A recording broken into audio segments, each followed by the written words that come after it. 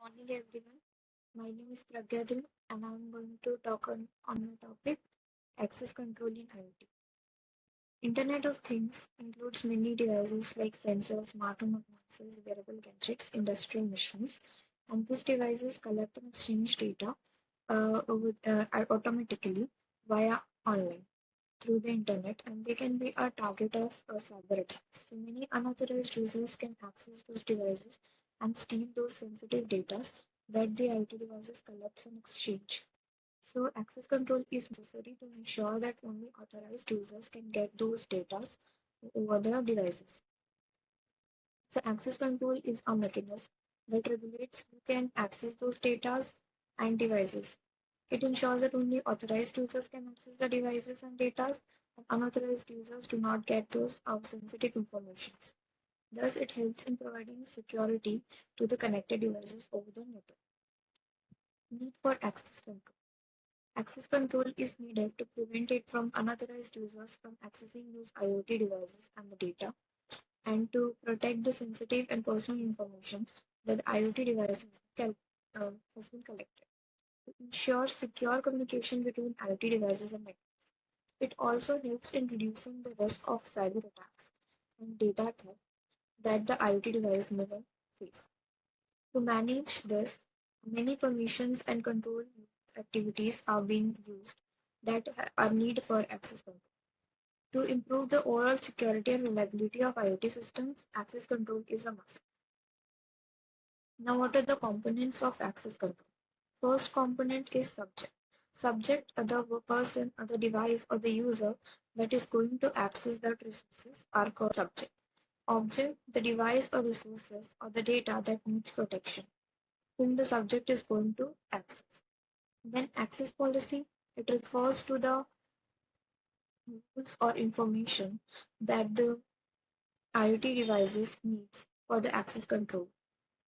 Then authentication, it refers to the identification of the or verifying the identity of the user or the authorized users. Authorization, it refers to accessing or giving permissions or granting permissions to the users to access those resources. Then comes access control models. Access control models are of four types: discretionary access control models, then mandatory access control models, then role-based access control models, then attribute-based access control models. Discretionary access control. In this model, the owner is the owner who is the one who is giving the access to the user about the resources. He is the one who is the owner of the resources and the permission. He will decide who can access the resources and what permission they will. It is basically used in smart homes systems where the owner will decide which family members or restrict the family members of accessing the resources. Then comes the mandatory access control. Mandatory access control is another important model of access control. In this, there will be a central administrator. Here, the user who has the resources, who is the owner of the resources, will not decide who will access the resources. Here, there will be a system administrator, a central authority or system policy that will decide who can access the data based on the clearance, based on the confidentiality levels or the secret levels, and resources and users are assigned security levels, and based on that security levels the user will be they will clear the clearance levels, and then the system administrator will give them the access to the permission to the resources or the devices. It is basically used in military or government IoT systems, which helps in controlling the overall governmental security surveillance.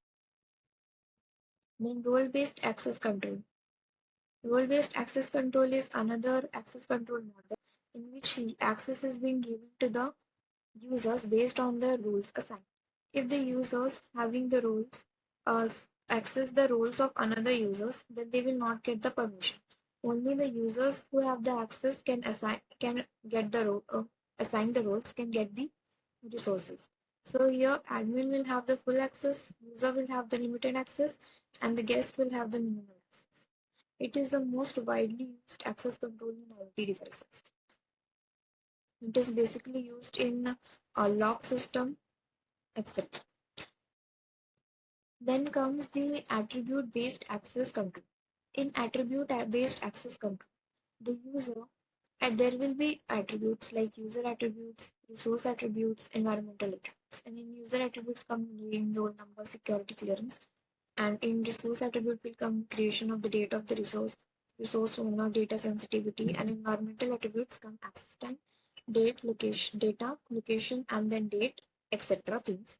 And if all these attributes are being available, then only the access is being granted to the user. If one of these fails, then he will be prohibited from granting the resources.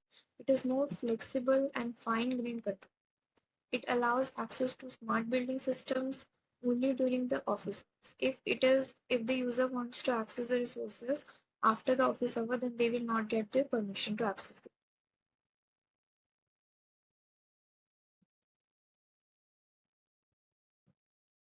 Then comes access control mechanism. Access control mechanism are the process through which access control is being granted to the user. First is the authentication.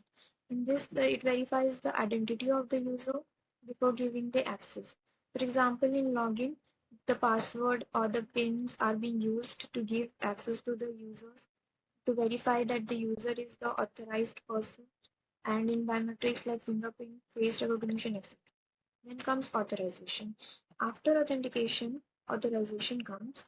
It determines what actions a user will be given or the device will be given or allowed to perform. Then comes encryption. In encryption, we protect the plain text and convert into ciphertext into a secure coded form so that unauthorized users cannot read it. And then comes the token-based authentication. In token-based authentication, some security tokens or digital keys are being used that they allows to verify the user, and after being verifying it, they give access to the devices or the services to the user. Then comes the first, it is used in smart homes like smart locks, lights, and security cameras, where only restricted users will, or the family members will have the access to those resources or the devices. Then comes the smart healthcare. In this, only the authorized doctors or staffs they will have the patient data and they can access it from the IoT devices. And then comes the industrial IoT. In this, main important personnel will have the access to these industrial machines and control systems.